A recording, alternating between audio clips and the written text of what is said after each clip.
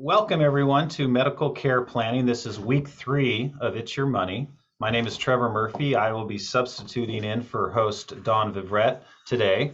We have with us moderator and founder of the workshop series, Peter Kote, who you know and love. Today's my video's not on. Oh, sorry, Michael. Let me get you on. We have a new host, Michael, so he's not as Hear that? You should be okay now, Michael. There you are. So anyways, yeah. But I just wanted, before I hand it over, I just wanted to make sure that everyone understands how important this particular session is. It's in our financial planning curriculum, and a lot of people ask why that is so. Medical care planning, financial planning. Pete, why would we include this in our curriculum and actually dedicate a whole session to this? Well, one is that it's our health, and probably, when it comes to money, you need to be healthy in order to enjoy it. Two is that it could possibly be the largest expenditure of your life, and that is medical care. And 3, it's an industry. Many of the institutions that are going to be helping you are for-profit centers, and you need to understand the system. It's not easy. And so from doctors to assisted care to long-term care to family issues within each family as far as health is concerned. So it's huge. So that's why we talk about it. And it was also the impetus for me putting the program together, having experience with my own father, and that we didn't discuss it. And so when it finally came to him being intubated, that's when our discussion began. And that's just way too late. You have to have it much earlier. Yeah. So today, as we learn more about these systems and from the expert, Michael's an expert within the system, and of course, you as a professional fiduciary have a lot of experience helping people navigate and advocating for them. I guess we'll learn today kind of what Medicare covers and then what out-of-pocket expenses that we may have to pay. And so we're not, by the way, we're going to introduce Michael, and his Ask First form is on our website. So we're not going to bring it up, but you can see it on the website if you want to go through it. Okay. I want to just kind of have a conversation with Michael about, Michael, what kind of education background do you have? I have a master's in social work and a master's in gerontology, and I have a PhD in organizational development. I'm a licensed clinical social worker by license in the state of California. And I will be honest with you, I never introduced myself as doctor for the very reason that I work in a hospital environment, and it's confusing to patients. They assume that I can write them prescriptions and want to look at the mole that's changing colors and stuff like that. And I have no interest in their mole, although someone else might,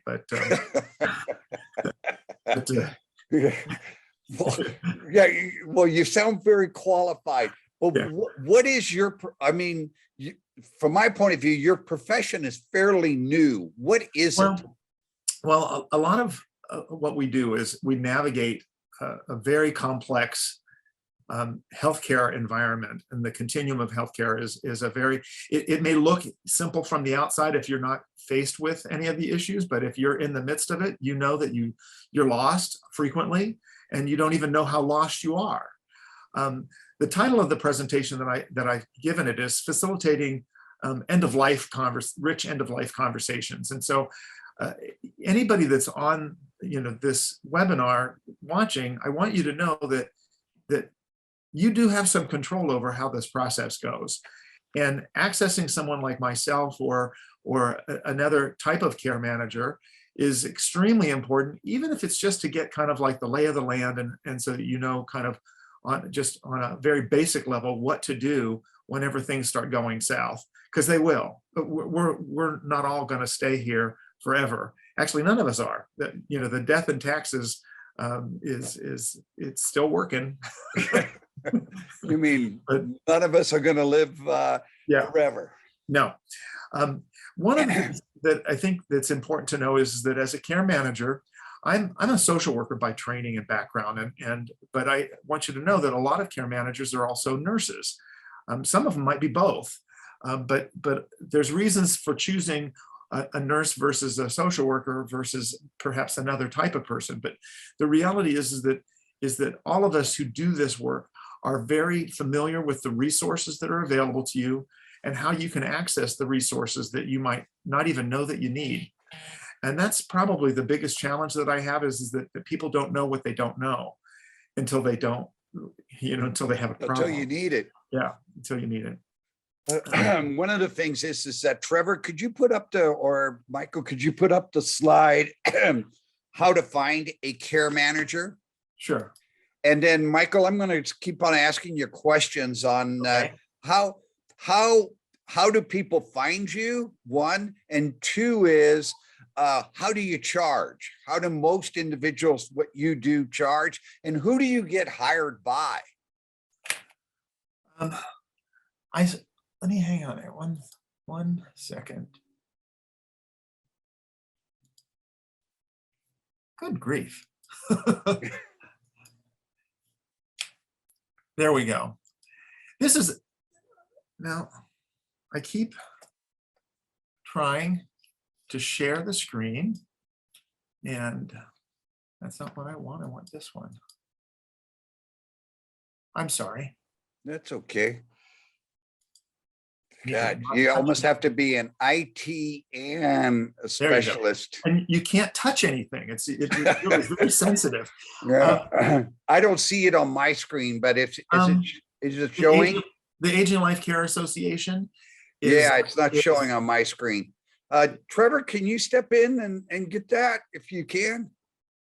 Because the session is also on, the outline is also on our website.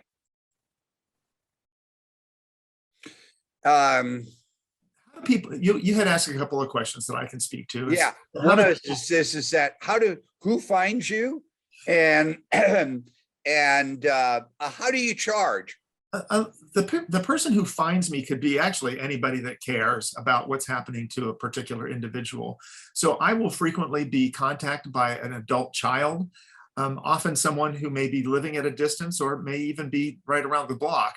But it's often an adult child that says, I need help, this is not working, or there's a crisis, and they find me. It could also be someone like Peter, who has a vast number of resources that he can tap into, and he may be able to just put you in touch with someone like myself. We're a private pay service, and I bill privately for the services that I provide, and it's on a case-by-case basis. There's certainly I charge for an initial assessment, and usually for myself as a professional, I'm going to give you kind of a game plan in that first session, just so that you know what I think kind of would work and would help the person at that stage. There may be a reason for me to stay involved. There may be a reason for me to back away and refer to someone else. But I do want you to know that sometimes you as a family member, you may be a nurse or a social worker or a physician or attorney and not realize how out of touch and out of sorts you can get with your own family member who's dealing with the aging process, and maybe things aren't going as well as you'd like. Okay, the name of the organization that I was talking about was Aging Life Care. So you can find it under www.agingandlifecare.org. Yes. Okay. And there's a button right there, find an aging life care expert. And I am local in Orange County. And I can tell you that I frequently get contacted by people out of state. And to get out of state to find somebody local. So I've used you for my clients in the past, Michael, and I believe you charge what, $150 an hour? Yes, and I will do a flat fee for the initial assessment because that may take a little bit longer, Yeah, a little more in depth. And the thing of it is that people, we don't need you 24/7. No. We need you to make an assessment, to interpret the hieroglyphics of a medical doctor, and to use your vast amount of experience to figure out what is the next step. Almost always I'm being brought in the midst of a crisis. And so a lot of times what I'm trying to do is demystify the process so that people can actually get their brain wrapped around what's happening, so that they can make a difference in their family member's life and also in theirs. Because this is not just a patient that's going through it, it's a family that's going through it.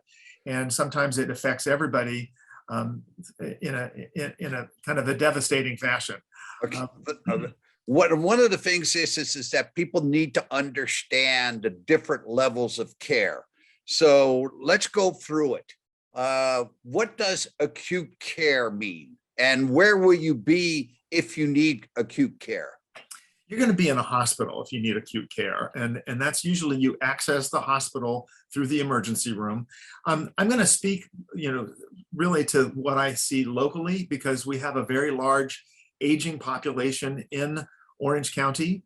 And a lot of times people, things just begin to happen in the home setting and really get out of control. And the person ends up having someone call 911 and they end up in the emergency room.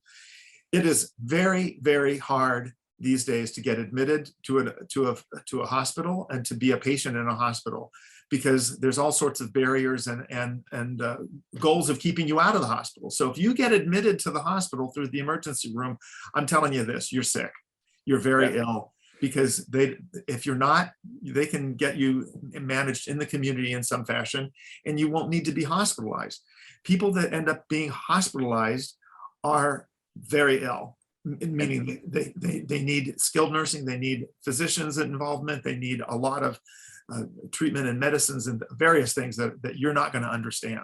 So once you get, let's say, in the hospital and the acuteness of your care is no longer needed, but you still need care, and in the trade, it's called skilled care.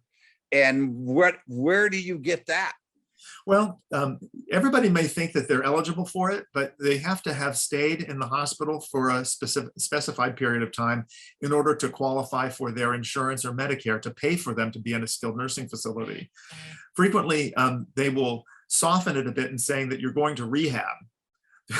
You're still going to a skilled nursing facility, and you're going to be with patients who may be long-term residents of a skilled nursing facility, or other people like yourself who are just kind of at the beginning stages of something kind of developing where you need a lot more attention. We transfer patients from an acute care hospital to skilled nursing whenever they usually can't be cared for at home anymore and need assistance in getting, all their activities of daily living are managed by somebody else, or needing great amounts of assistance. So when you say that you have to be in the hospital for a period of time, I believe under the Medicare rules, you have to be in the hospital for 3 days plus one, not counting the day of admittance. Right. So it's essentially 4 days. And then you can go into skilled care for Medicare pays for 20 days of stays in a skilled nursing facility. Is that correct? You'll also be eligible for another 80 days if you qualify, but there's copay. There's copay. There's no copay for the first 20 days. And then I always tell people, in order to stay the entire 20 days, you've got to still be pretty needy in terms of care. To stay the entire 100 days, that's a serious situation. And I can tell you that a lot of people get better in that period of time in that early stage and are sent home either with home health or some additional skilled care in the home environment. But you're in order to stay past the 20 days, day 21 is going to have a copay of anywhere from $150 to $200 per day. And so that's going to be out of pocket. Now, some people, have done a good job in terms of paying for supplemental policies and things of that nature. But you still have to meet criteria to be in that environment from a skilled standpoint. Yeah, and you also have, your insurance company has a lot of control as to where you go and whether or not they will have a contract with the facility. Correct. It's a minefield and to navigate. Okay, we've been through rehab, but I can't button my shirt. I still can't really feed myself. I still need an additional care. Will my regular medical insurance cover that? Well, it depends on what I mean, if you need to be in a facility, the answer is no. If you need to be, receiving care that you can receive at home, the answer is yes, that there's a likelihood that you may qualify for some additional care from a home health agency that provides care to folks in your situation. But what about, there's a term called activities of daily living. Why is it important to understand that, and what is it? Well, actually, from the standpoint of long-term care insurance, where long-term care, the brain's freezing there for a moment. It shows you how old I am. Long-term care policies are looking at you being deficient in 2 areas of activities of daily living. And so variety of things that are things that make it easier for you to be managed at home. If you can feed yourself, you can go to the bathroom, you can ambulate, you can dress yourself, things of that nature. If you can do all of those things, then you're not going to qualify most likely for your long-term care policy. If you have deficits in 2 areas, like you can't get to the bathroom, which is a big one, or you have cognitive issues, dementia, exactly, then that may allow you to claim on that policy. So, but activities for daily living is not covered by any kind of medical insurance. Correct. That is correct. So that's where a lot of times major costs come in. Yeah. One of the things that people will lament always is that why doesn't the government pay for caregivers? Because that's really what you need. Whenever you're an adult child and you live on the other side of the country, it's going to be very difficult for you to stop your job, come all the way out here, set up shop in your family member's house and do all of this work. But that's, in a nutshell, is what happens to a lot of people who cannot afford to pay for care. So there's a couple of things that can happen in the event of you not being able to pay for care. Either you have to have a family member move in with you, or they have to hire someone who can be a caregiver, or you have to go into a long-term care environment where you're paying privately. Or if you have Medi-Cal, it's paying for the room and board. Yeah, today the caregivers run approximately anywhere from $28 to $34 an hour. Yeah. And so you're looking at anywhere from $300 to $500 per day. It's expensive. Gone are the days when it costs $128 a day. Gone. Yeah, it's and people who need that kind of care usually are not waving their hands and saying, "Hey, help me put my shirt on," or help me feed myself. In fact, they're probably fairly reluctant and think that they can do it themselves. And they often are clueless in terms of what kind of care that they need. And they also are you will be frustrated seeing the caregiver that you're paying $28 an hour sitting and staring at you because there's nothing to do at that moment. But somebody who has problems with getting to the toilet, you can't time a bowel movement. Now that may sound surprising to you because some people can time it, but the reality is that a lot of people who need care at home may need to have a caregiver there to help you get to the restroom so that you don't fall on the way or have some other issue occur. You can't. Trevor, could you do me a favor and see if you can pull up the slide number 7, Medicare resources on your screen? Okay, so Michael, you want me to pull up? Michael's not sharing. I can show it to you. Oh, you can. Okay. Yeah. It'd be easier if he was, because it's his presentation. Yeah, I was thinking that maybe you can get it on. Okay, there it is. Sorry. No problem at all. It is, if you don't understand it, then you're normal. Yeah. If you do understand it, then you're really in the weeds. So for long-term care counseling, there's a program called HICAP, the Council on Aging. It's right here in Orange County. They're excellent. They also have Medicare information, great resource. All of it is free. All of it is non-biased. In other words, there's no insurance company controlling anything. And they're just a wonderful source of information. Can I just bring something to your attention? Sure. It seems like the progression of caregiving often starts with the spouse, meaning one of the spouses all of a sudden loses some of their activities of daily living. And instead of going directly to the professional caregivers, it seems that the spousal caregiver is the one prominent. I was just wondering if you guys could speak to some of the issues and things that can happen to Oh, that. it's sad. I mean, Michael could probably do it as well, but 40% of the caregiver spouse die before the person that they're caring for. And it's usually women. Women care for their male spouses. And God, guess what, folks? I mean, us men weigh anywhere from 150 to 225 pounds, and helping a person out of bed, helping an individual to get to the table to eat or to toilet. It's just super stressful. Michael, you want to I can speak to it on a personal level. My mother was being cared for by my father. This is about 20 years ago, and she had cancer and she was needing some assistance. And my dad died in the middle of her treatment. And so it was an unusual thing to have happen for me, because I got a phone call with, you see the number coming up, and I was fully expecting something to have happened to my mom, only to have my mother say, "Michael, it's your mother. Your father's dead." She was rather blunt about it, but she wanted to be the one to tell me.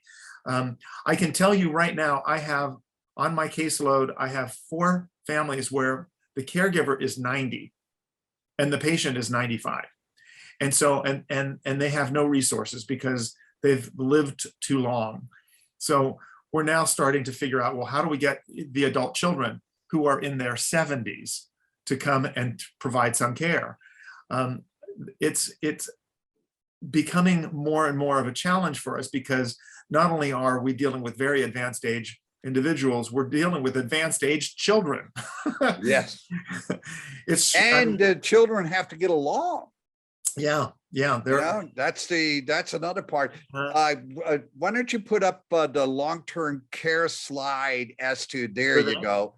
Here's literally, this is what we look at when we communicate to other people as to whether or not somebody needs long-term care. We talk about their bathing, we talk about their dressing, toileting, continence, transferring, eating, and cognition. And if you have to do these things and assist another person in these areas, it is an amazing amount of hard work. Yeah. So you need an advocate. And that's where a care manager can begin to step in and start to help a family navigate, the minefield that they're in, because there's going to be issues of how do you pay for things. And that's usually the deciding factor in terms of where you end up, because if you can't afford it, you're going to end up most likely in a skilled nursing facility if you're lucky.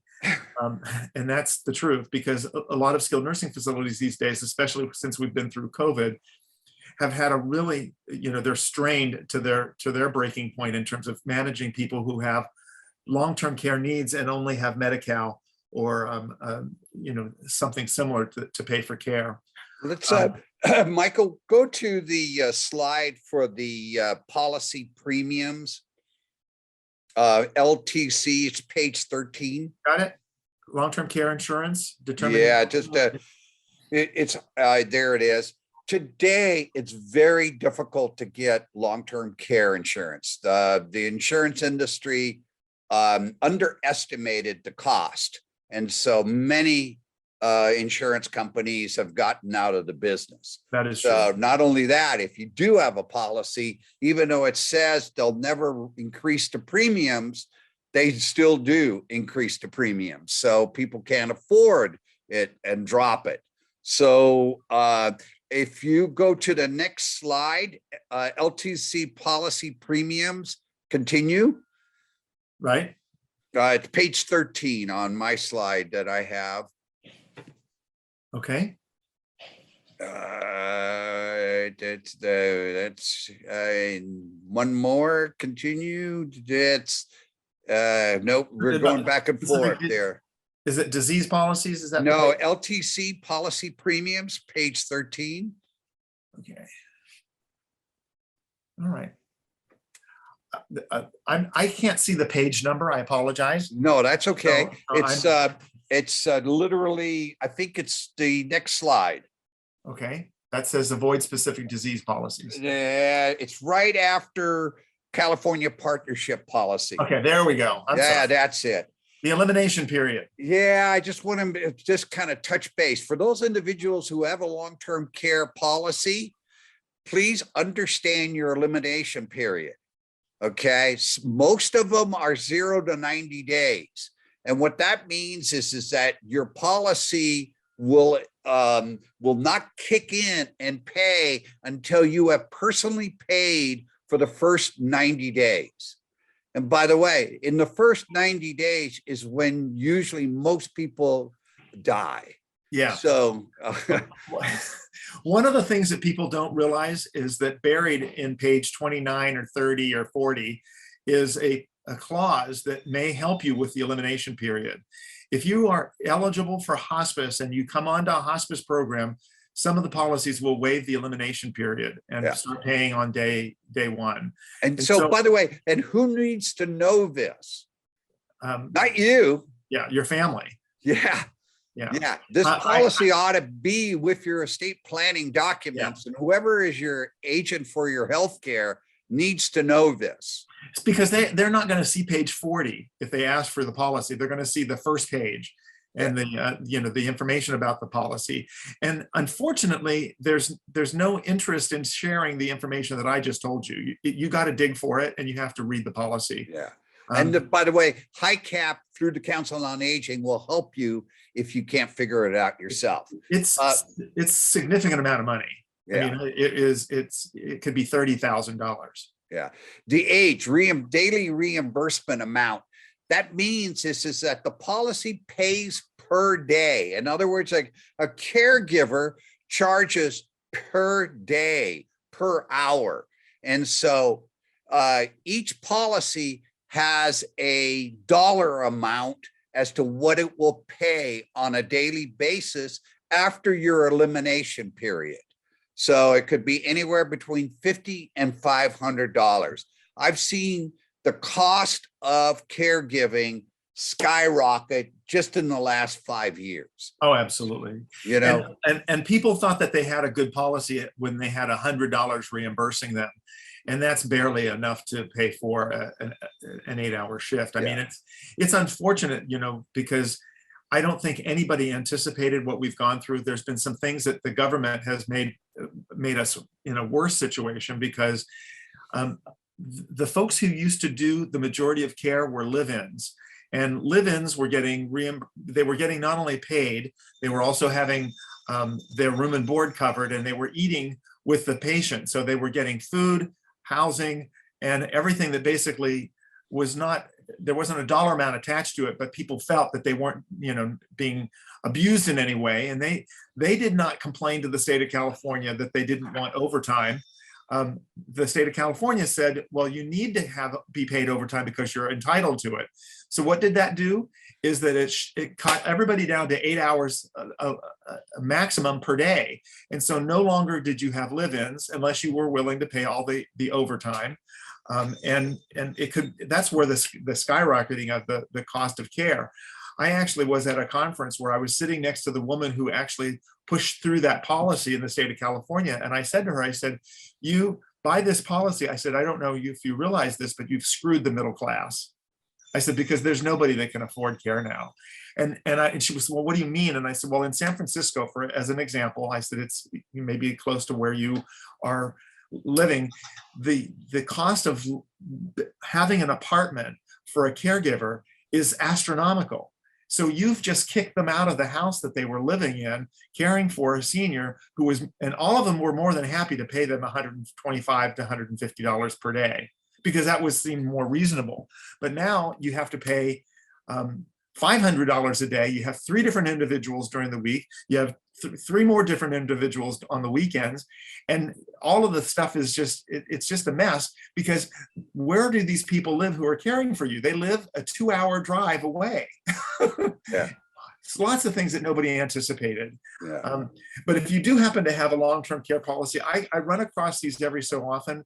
And I've got one right now where it's an unlimited lifetime max. Wow. Wow. Unlimited. That's rare. So Very Pete, Pete, just real quick on, maybe people are interested in purchasing a long-term care policy for whatever reason. These points are also determine the premium, right? That you, Yes. Correct. and you have to be careful that you're not talked into something you can't afford, and that's part of the financial planning side of things. The insurance agent receives approximately, depending on the insurance company, anywhere from the first year premium and a half if they sell you a policy. So what I'm trying to say is they're compensated generously for selling you a policy. So what you need to do is to, for a good insurance agent, come up with a variety of scenarios so that they can say, okay, let's try a 90-day elimination period. Some people say, hey, I can cover the first 90 days, but maybe let's make it a year. Well, if you make it a year elimination period, then it's very unlikely that you'll need the policy. Thus, your premiums are going to be lower. Your daily reimbursement rate, it's you need to kind of look at your own cash flow. What is Michael just helped me out with an individual that had a $3 million house, but he had very insufficient cash flow coming in on an annual basis, and he could have used a much higher reimbursement rate. Length of coverage. If you do lifetime, that your premiums are going to increase substantially, whereas most people die, if needing this type of care, you're in your 85, you will die more than likely within 3 years. That's just the average, so. You bring up a very good point, Pete, is that you really need to begin thinking about your life expectancy and what kind of things are going on in your life and what happens with other relatives that have gone before you. If Alzheimer's runs in your family, then there may be an interest in looking at a policy like this. The policy that I mentioned earlier, that somebody that had a unlimited lifetime max knew what was coming. And they were actually just very astute in planning this, and obviously the planning took place many years ago. But the thing is that people don't really want to think about the fact that they're going to die. Oh, and how they're going to die. I was going to name the program "It's Your Death," but I didn't think anybody would come to the program. But we're all going to die, and we need this kind of conversation to begin when we're feeling well. So these are the 3 issues that are going to determine the cost of care, if you can find it today. If for those individuals who cannot, go to the next slide. Medi-Cal. In most states, it's called Medicaid. In California, it's called Medi-Cal, and it's designed for people who do not have monies to pay for their care. And it's needs-based, and so you have to apply for it, and you have to qualify, and there's certain things that are excluded so that you can qualify. There's certain assets protected, as you see on the slide. But I can tell you that qualifying for Medi-Cal at this point in time qualifies you to maybe go into a skilled nursing facility. Some of the other environments, assisted living facilities, board and care facilities, things of that nature, are not going to be part of what Medi-Cal is going to be paying for. So you end up having to be in a long-term care facility, a skilled nursing facility for the rest of your life. And there are some sleazy outfits out there that team up with an attorney and an insurance agent, and they get you, quote unquote, Medi-Cal qualified. And what that means is that you transfer all of your assets to an irrevocable trust, and that goes to your children, leaving you impoverished and therefore qualifying for Medi-Cal. Yeah. Please don't fall for that. It's just awful. And it doesn't work as well as it used to. No. There's a clawback period that they're going to look at when you fill out the paperwork. Sadly, a lot of people do qualify for this because they've just, over the years, they just never had the ability to stock away some of the money that they would need, and they just never maybe anticipated how much money they would need. Yeah. That's the hard part of all of this stuff, is that you have to have the conversations about money. And so if you're bringing a family member in to provide care, in a lot of families today, we're going back to the way it was a long time ago, where an adult child of 6 or 7 kids, the one adult child is going to come in and provide all of the care, and the other family members will take care of that person. Okay. I see that happening more frequently. Yeah. Now, 80% of the time, this works out really well. Mom moves in with daughter or son, and everything works well. 20% of the time, though, there are major issues. And Trevor and I, as professional fiduciaries, we get the calls from the family member that says, hey, my sister is taking care of my mom, and all of a sudden the trust got changed and the will got changed, and all of a sudden his kids are going on a trip, vacation, using our mother's credit card. Yeah. It's just... And if you don't think it happens, you're just deluding yourself. These are things that people have to watch out for.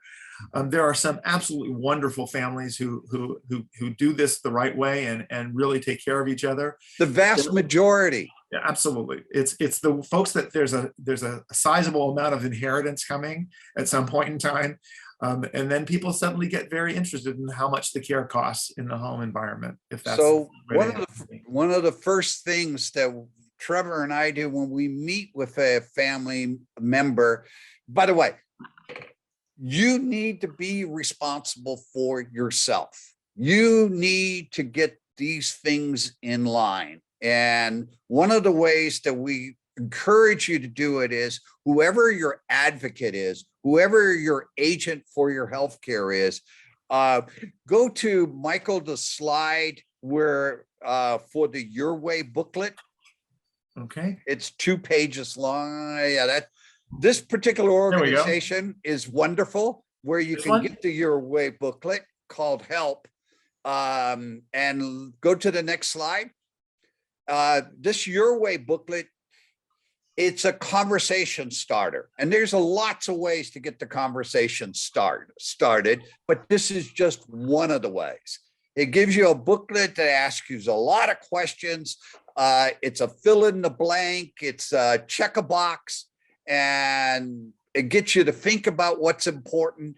And you go through this, whoever you have named as your agent for your healthcare, because they're just as lost as you as to what to do and what you want.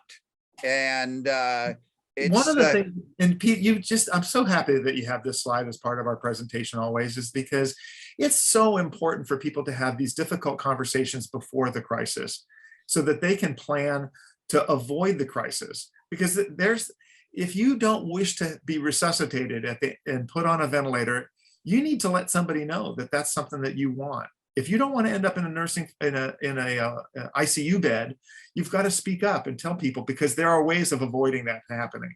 Yeah, and they're not easy decisions, and they shouldn't be, because they're about life and death. And but unless you've had that conversation, you just don't know. And you allow the person to change their mind, because as long as you can speak to your medical provider, they'll listen to you. Yeah. It's not like somebody else is taking over if you can speak. The problem is that today modern medicine can keep you alive for a long time. Absolutely.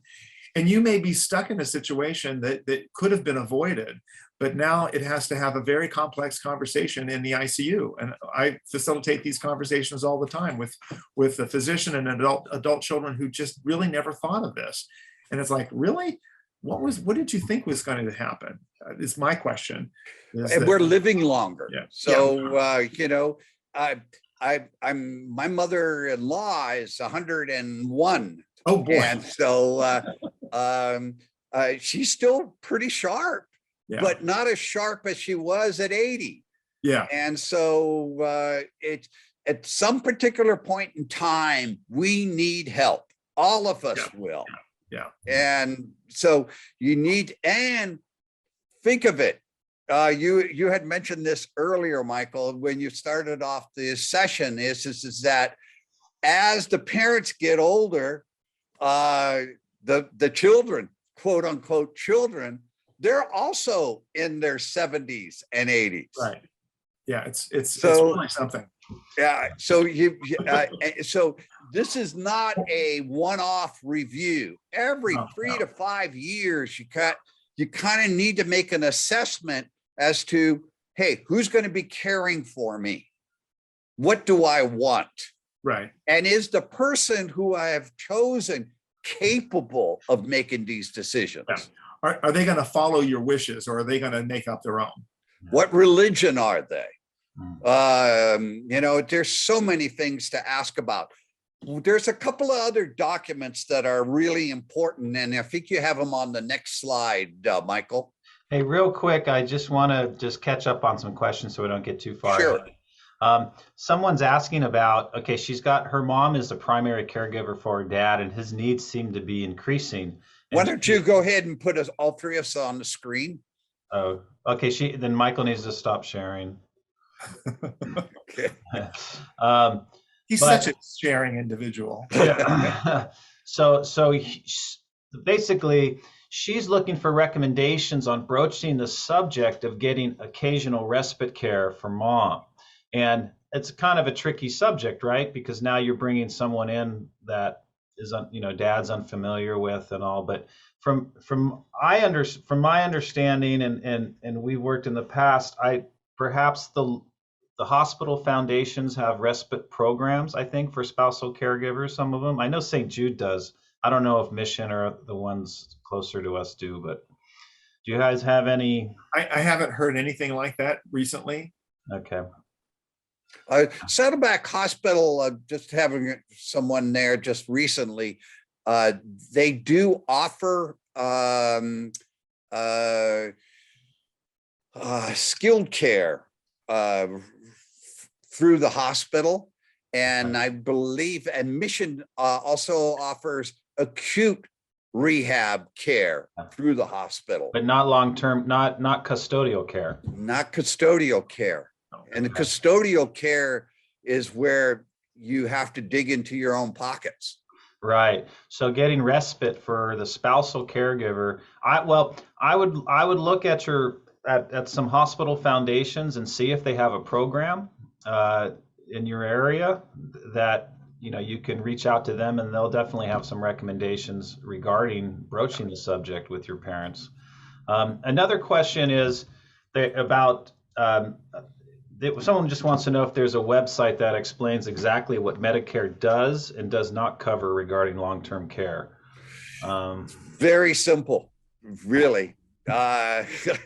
Medicare does not cover activities of daily living. I'm sorry, which is- Medi-Cal, excuse me, Medi-Cal. Oh, What, is there a website that explains exactly what Medi-Cal does? Oh, there does is not cover? lots. All they have to do is plug into Google Medi-Cal and it'll explain it. In the shorthand is Medi-Cal will cover almost all custodial care that you need. But you need to be qualified. You can't Yes. just call it up, You- yeah. Yeah. And And to qualify, you know, you got, they look back 36 months. It's okay to have a house. It's okay to have a retirement plan, but you can only allowed, I believe, less than $2,000 in cash. Yeah, it's complicated. It's all based upon the amount of money that you have and your assets and your resources and the kind of care that you need. If you're still ambulatory, you're still able to get around walking, skilled nursing facilities are hesitant to admit you, because then they have to worry about you walking out and leaving and eloping, as they say. So the challenge is to get into a skilled nursing facility, which will provide 100% of the coverage for you if you're on Medi-Cal. There's no typically no out of pocket. There may be a copay if you make more than $2,000 a month. There may be a share of cost. But the challenge that I have as a care manager is a lot of this stuff is a moving target. And a lot of it really depends on what you're eligible for, what your physician will sign off on, and the availability of the care that you need. Yeah, it is a moving target. And so that's why you need, again, an advocate who can go out and search and find out the information that is available. So one of the things is that we hear a lot today about a pulse. What is it, and when should you use it? A pulse, I'm so happy that this is included on there. I was on the board of directors for the state of California in developing the pulse for the state of California. It is, I want to say, in about 35 states, and it stands for Physician Orders for Life-Sustaining Treatment. And the typical person who would want to fill out this particular form is if their physician would not be surprised if they died within a year and a half. If the physician would not be surprised, you probably need to have a pulse. And so the reality is I'm really talking about your family members, maybe not yourself, but a pulse is very helpful because it's a physician order that follows you wherever you go. And you know, if you end up in the emergency room and you bring the pulse with you, it's a bright pink form. The staff there will take a copy of it. They'll look on the form and see that you do not wish to be resuscitated, or you do wish to be resuscitated. This is the level of care that you're looking for. You want feeding tubes, things of that nature. All are outlined in a pulse. And the documents, it really helps in terms of end-of-life planning and end-of-life care planning, because it tells whoever picks up the form, what are your goals and your goals of care, and what are your wishes with respect to certain types of life-sustaining treatment. What does ACP stand for, Michael? It stands for Advanced Care Planning, and Advanced Care Planning also involves deciding who can make decisions for you. And so anybody over the age of 18 should be able to complete an advanced healthcare directive that basically identifies a person who can make decisions for you. Go to your next slide. Oh, whoops.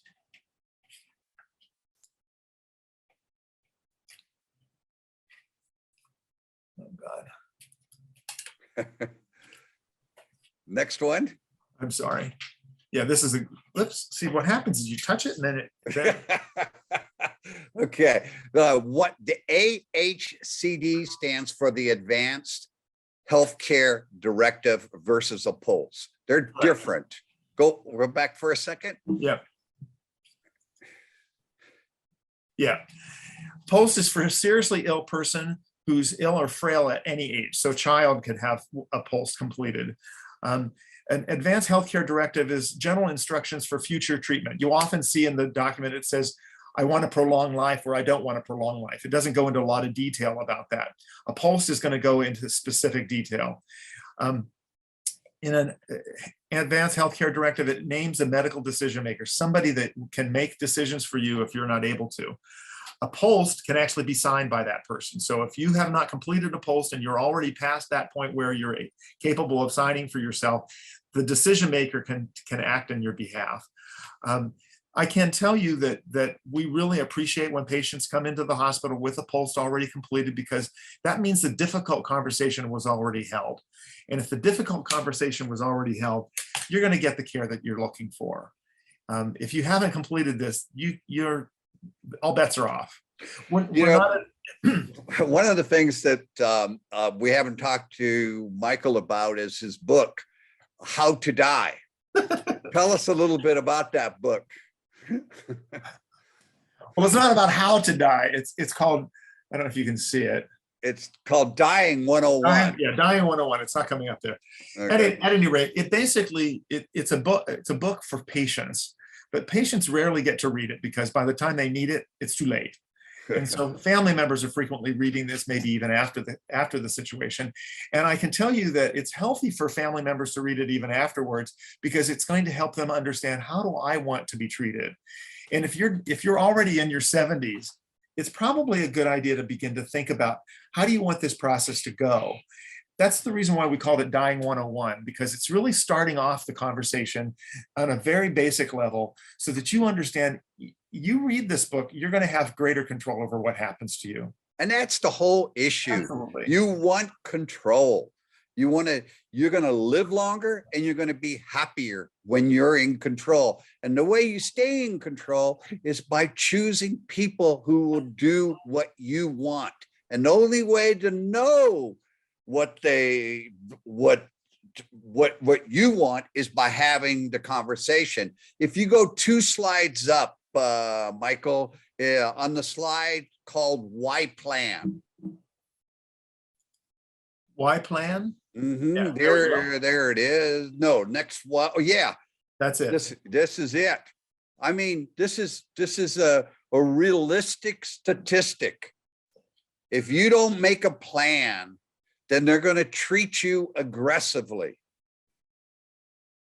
Because the object is to keep you alive. You have to understand that we're not at a point where we're rationing that healthcare. We're not making decisions without people's input. And if you have not given us input, we're going to do the default response, which is everything. You're going to end up on a ventilator. If you're going in respiratory distress, 911 is called. Paramedics are on the way to the hospital. Their primary goal is to get you alive to the emergency room. Unless they have some document that says do something differently, you're going to be resuscitated. That may not be what you want. Yeah. I'll give you a personal. My father died at Long Beach Memorial in the hospital, intubated. And why did that happen? Because 1, we never had a conversation. 2 is we did not have an advanced healthcare directive. 3 is that I have 3 sisters and we disagreed as to whether or not to remove the ventilator. He was intubated. And so he was intubated for approximately 5 weeks, and he was totally tolerant of any kind of morphine or other kinds of medication, because he had rheumatoid arthritis his entire life, and it was very difficult to get the nurses and the doctors to understand that he needed more morphine, not less, and to be able to tolerate the tube in his throat. And so, so this is why we do the workshop. It's like, I don't want this ever to happen to another individual. And by the way, it's my father's own fault for being in the position that he's in.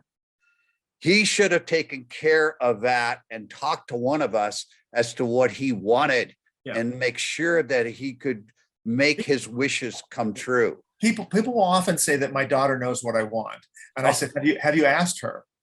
Because often the daughter doesn't know what they want. And having something in writing, memorializing the conversation that you've had with your physician is very important. because you have to have the conversation memorialized. And that is why we go through some of the legal documents. You don't need an attorney to do any of these documents. I can assure you, they're very simple. They're available online. They're available at the hospital. If you end up in the hospital, almost every time they're going to ask you if you have an advance directive. And if you don't have an advance directive, voila, they will provide you with one. The next slide says it best. This is the pulse. This is what the pulse looks like. Go to the next slide. Yeah, I love this one. Hope is not a plan. Yeah. And that's usually the answer that I get. You know, my daughter or my son knows exactly how long a conversation do you have with them? Well, usually it's 10 minutes or less. Your life is more important than 10 minutes. If you are unclear, look at the default. It's aggressive. And by the way, that picture that you see on the screen, that's pretty recent. This is not something back from the Middle Ages. They can keep you up, keep you alive for a long time.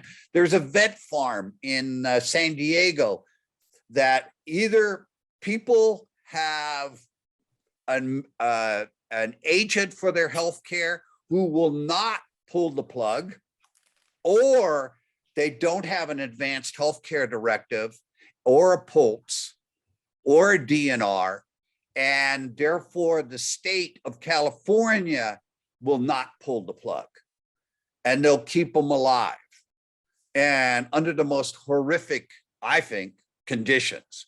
So, and this affects the entire family. It's stressful. There's guilt. By the way, I don't know about you, Michael, but when I talk to someone who's an agent for another individual, and I tell the principal, the parent, forgive whoever is going to be your agent and just ask them to do what's best, because they sometimes will have to make life and death decisions, and they will worry about making the wrong decision leading to your death. And they don't want to have that on their conscience. And so sometimes staying alive is worse than dying. Mm-hmm. And I don't know, how many, and one of our charitable sponsors is the Hemlock Society, and they promote for you to get educated on dying. And if you want to take your own life or end your own life, they will help you accomplish that. But it's just about staying in control is the main issue. I can tell you, sometimes people are very uncomfortable with the conversation surrounding, facilitating end of life. But I want you to know, a lot of times that is a conversation that still is beneficial to have with someone, so that they actually begin to think about the things that they do have control over, and giving them the opportunity to speak to their truth about what they want. Because sometimes it could be just as simple as, I don't want to be kept alive unnecessarily. If something happens to me, please let me go. And that's a conversation that you could have with a family member that basically says, if this is something that happens to me, then let me. And it's never easy. No. And it shouldn't be. It's your life. It ought to be difficult. But, and decisions do need to be made. You have a slide called "Why Create an Advanced Healthcare Directive?" Okay, there we go. There you go. This is speak a little bit. Why is the hospital and you and me, we're all saying you need one today? We're saying this because we don't like doing things that are very aggressive to someone who really is at the end of their life.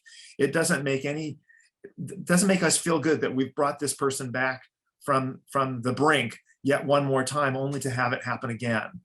So resuscitating somebody who is in their 90s is painful for the staff to honor, because they're going to break ribs, they're going to cause more problems for that particular individual, if that person is resuscitated.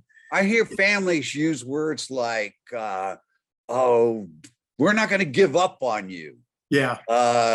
You know, if somebody has cancer, you know, there's only so much that can be done, and doing an additional treatment might keep you alive for another month or two, but the quality of life that you will have is not very good. You know, there's some people who want everything to be done, and that's an opportunity also for them to express themselves and say so. I don't see a lot of people doing that these days, because there's more of the trend of saying, I don't wish to have all this aggressive treatment done, because they don't want to be a burden to their family, and they don't want to be a burden to themselves. And a lot of times spouses don't want to be a burden to each other. Right. You know, and so it takes some real heart-to-heart conversations, and that's why we recommend that Your Way booklet, just to get the conversation started. I also recommend a good bottle of wine, you know, and take your time. This is not a quick conversation. And by the way, who should be your agent? Michael, if you had a family member, what characteristics should you look for? The person should share your values, be comfortable with the decisions that you're making. By the way, it's your next slide if you want to go there, and then you can kind of talk as well. Next one. There someone who's familiar with your values, somebody who's willing and able to do the job. The fact is that you want and it doesn't have to be a family member. It could be someone who's not a family member, someone that you're close to. Sometimes people do that because they don't feel that the family member is going to be able to follow through. And these are legal documents, so that in the event that you've chosen someone who's not a family member, let those people know. And you know who I'm talking about. The person who's going to complain the most that they weren't chosen, they need to know that they weren't chosen. Go to your next slide. There you go. Yeah. Doesn't have to be your closest family. Tell others who you choose. Select an alternative. I usually recommend that people choose 3 different individuals, sometimes 4. You can't do this from an iPad. You can't do this from an iPhone. You can't do this from just a fax. A screen share and Zoom, it helps if there's no other way, but it definitely is not the best. No. These are all about the conversation. And I think the thing is that people hesitate doing this, but I can tell you the conversation is much easier whenever you don't need to have the conversation. Because if there's no crisis occurring, this is the best time to actually make those kind of decisions known. I have a great friend in New York who she does every year a kind of a little exercise with her family members at Thanksgiving. Before the pie can be cut and served, everybody has to go over their advanced directives. And is this the person still that they wish to choose? Is this still the care that they're wanting, and all that stuff? And it's a big family gathering, and the pie sits on the counter before this conversation is finished. They won't be allowed to have pie, and that's what everybody's working towards. I usually say the turkey is dead and we shall be as well. So yeah, it needs to be a family conversation. I mean, it's kind of, you know, birthing and death, they require the same kind of family involvement. It's good for grandchildren to understand how grandpa and grandma are feeling, how dying evolves. It can be a wonderful experience. It can be a wonderful experience that somebody will never forget. It should be a solemn experience. It's an important experience. I'm not looking forward to dying, by the way. I'd like to live as long as possible. But what makes a what types of instructions should be included? I think that's a really a good one. Where would you like to die? Most people die in the hospital. Most people want to die at home. So how do we negotiate that? A lot of times people don't realize this, that they can actually get out of the hospital and go home with hospice, and hospice will do a great job in taking care of you in the home. Yeah, and hospice is just wonderful. Most people wait too long before they get on hospice. Right, absolutely. Hospice is an unlimited benefit that people often only use a couple of days, a couple of weeks. And that's, I think it's sad, because I think that the benefit is much longer than that.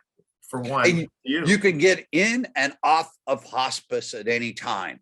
But the general rule is that to get on hospice, which is a Medicare benefit, is that you need to have a 50% chance or greater of dying within the next 6 months. Yes.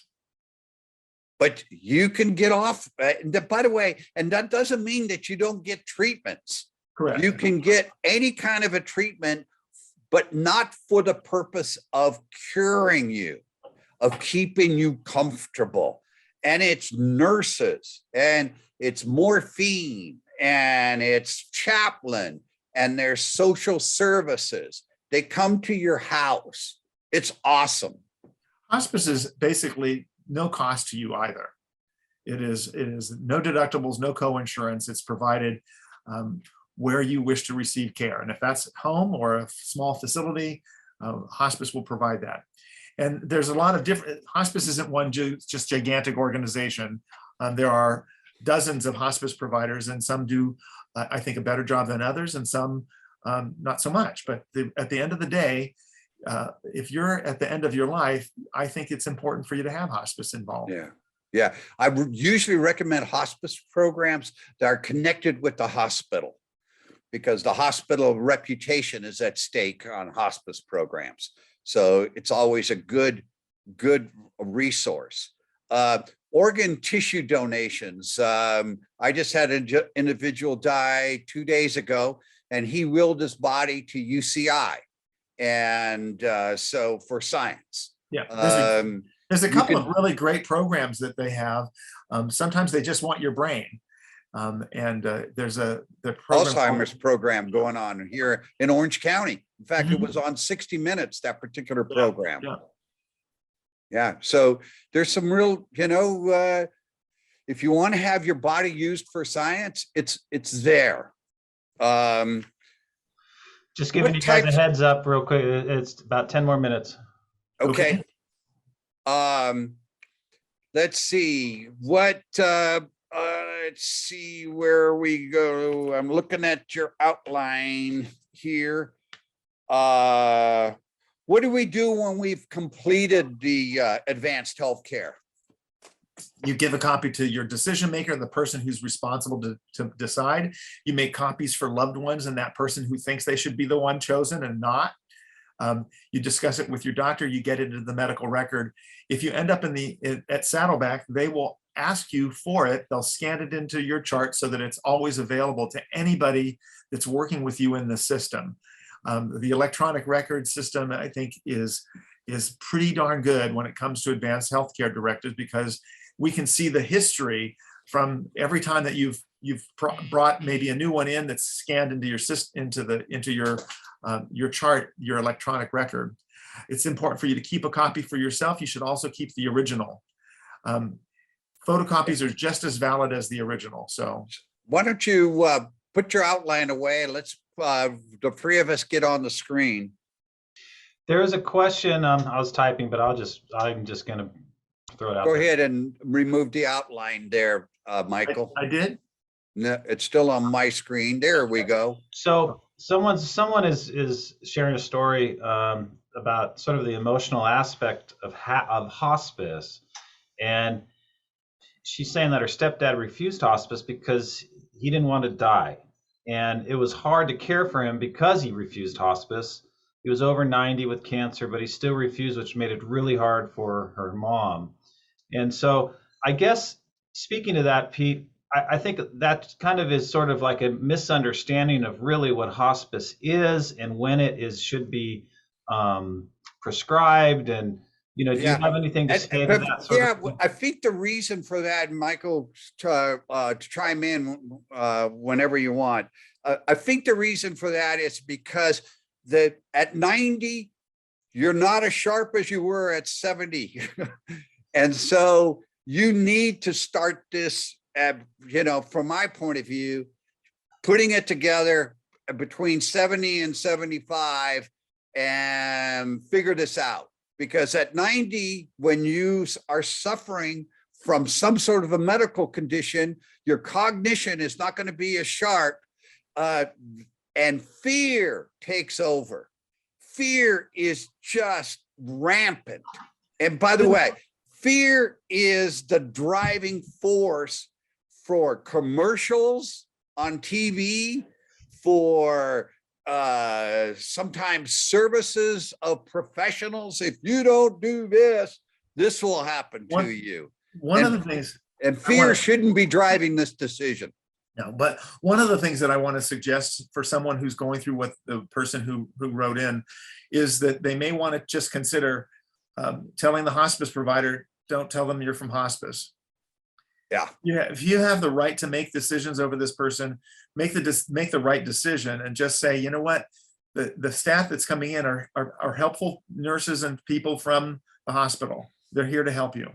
And just stick with that, because sometimes arguing with people who feel strongly about something and they don't know and they don't understand isn't really helping them. And you have, if you're the person who's making decisions for them, or another family member is, they should be empowered to make that decision, because someone who's not getting good care is not getting good care, and that's bad. Yeah, and the advocate for the agent for the healthcare can touch base with people like Michael and get that kind of help and assistance. I will frequently do what I call an intervention, and basically pull all the family together and get this decision made. Because sometimes the patient who's been resistant, or the person who's resistant to this, will soften up whenever they've had a person who's familiar with this answer the questions honestly. And that's really what I do, is really demystify the process so that a family can say, you know what, this is exactly what we need to do at this point. Yeah. And you're not obligated to tell the, I guess every single detail of what the person is going through. Yeah. You got to step in and be the authority and make the decisions of what's best for the individual. Truth telling only actually works in the United States, and then not always. Yeah. There are people in other cultures who routinely do this and basically say, I'm doing the right thing for my family member. You don't need to ask them. And I will say to a family, if your father asks the question, we have to answer the question. And guess what? They never ask the question. Right. They know there's a conspiracy of silence, and whenever you fall into that conspiracy of silence, you must be dying. See, and the thing of it is that the agent for your particular healthcare, this is the first time they've been exposed to this. Mm-hmm. So this is the first time maybe they've had to deal with death. Not only to have to now deal with death in hospitals, nurses, doctors, but also the emotional issues of being a family member. So it makes it really difficult. Yeah, I think, there's many factors that determine people going on hospice. It's what we talked about before, the fear and finally coming to terms with it. But there's also the medical side of things where, our system, I mean, we talk about this all the time, Pete, where we find that people wait too long to be prescribed hospice, meaning they may be on hospice for a day or two when actually they should have been on for weeks, For months. Yeah, months. Yeah. So it's, and that, and why do you think a lot of doctors don't prescribe it sooner? Well, it's partly is that Being Immortal is a book by a doctor Being Mortal. who talks, what is it?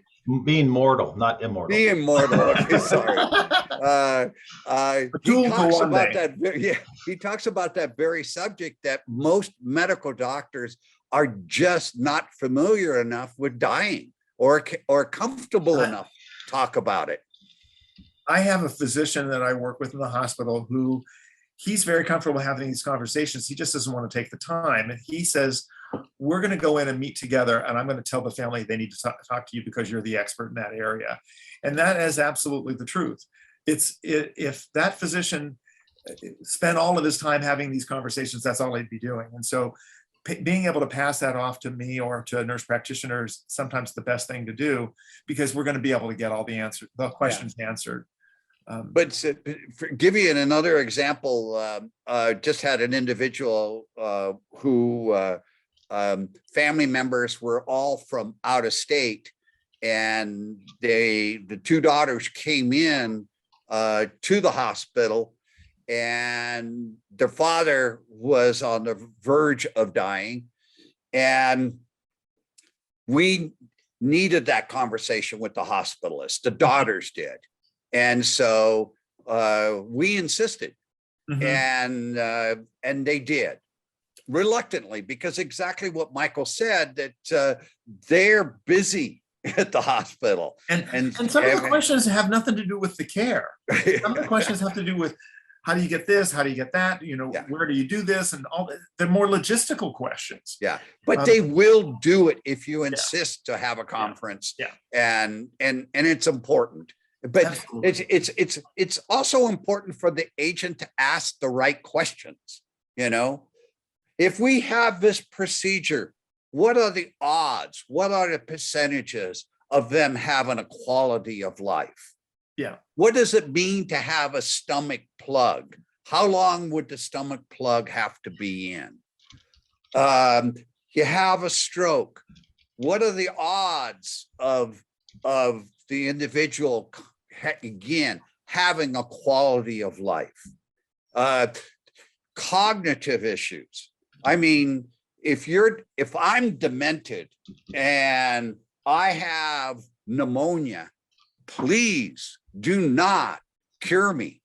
I'm going to make a suggestion that people, if you find yourself in the hospital and there's things that are going south on your family member or on you, there's one specialist that you should ask to see, and that is a palliative medicine specialist, because they will gently walk you through all of this stuff, put you in contact with the right people at the right time, and make it all happen really respectfully. And I think that's something that you'll find at every major hospital, in even the small community hospitals will have a palliative medicine specialist.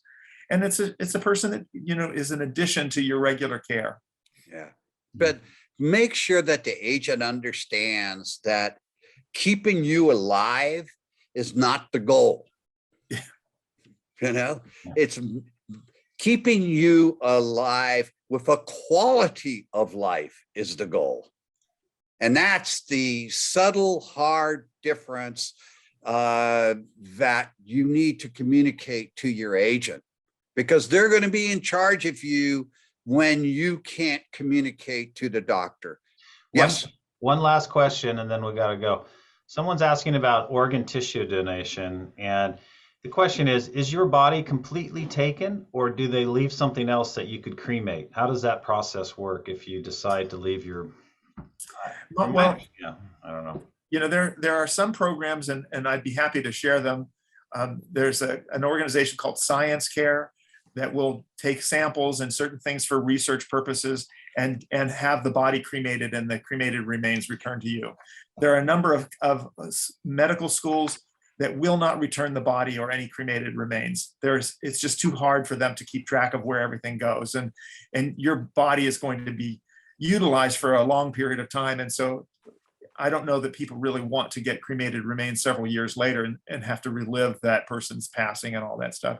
But it's important for you, if you want to do that, to ask the question up front so that you can choose, because there are research-based organizations that do make profit on using your body, but it's a negotiated thing that you have decided. I want to have the remains returned to me after a certain period of time. And Science Care is one of them. I'm not affiliated with them in any way, but they're just one that I have seen families work with in the past, where they actually, things happen much faster because they get the company's only taking samples. They're not keeping the body.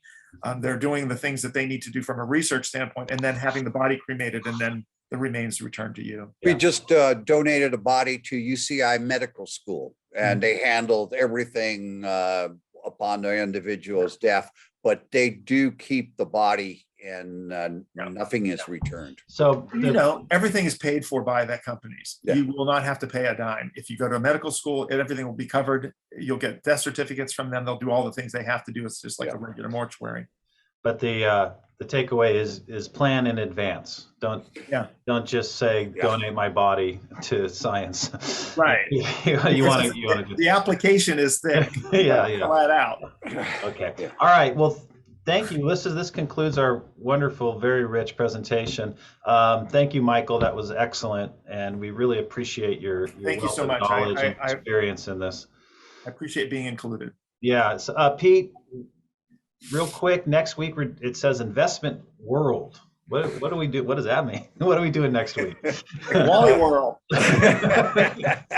The reality world, the world of brokers, the world of annuity salespeople, the financial world of partnerships, and what a sales world it is. And so that's what we'll be talking about next week.